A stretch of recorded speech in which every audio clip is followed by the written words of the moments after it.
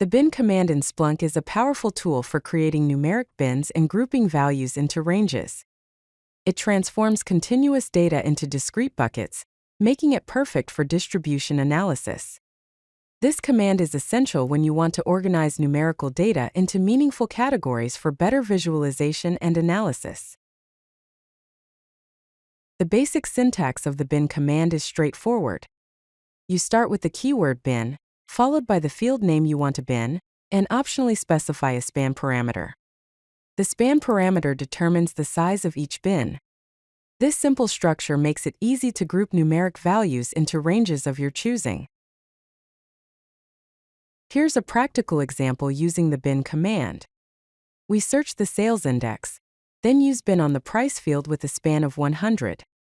This groups all price values into bins of 100 units such as 0 to 99, 100 to 199, and so on. Finally, we use stats count by price to see how many items fall into each price range.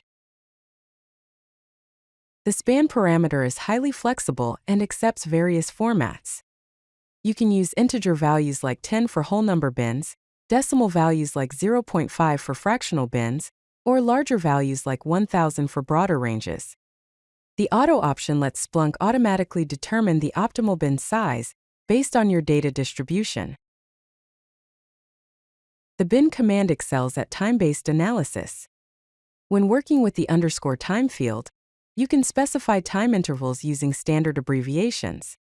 1M creates minute bins, 1H creates hourly bins, 1D creates daily bins, and 1W creates weekly bins.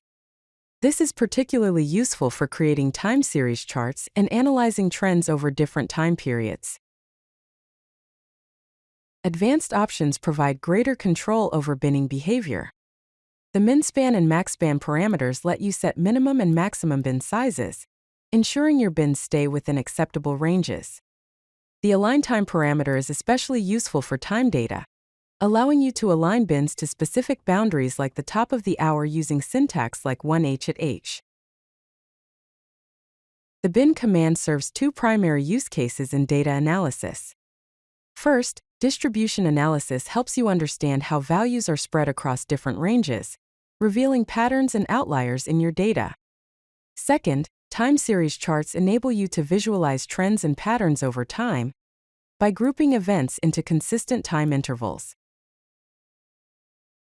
This complete example demonstrates the bin command in action.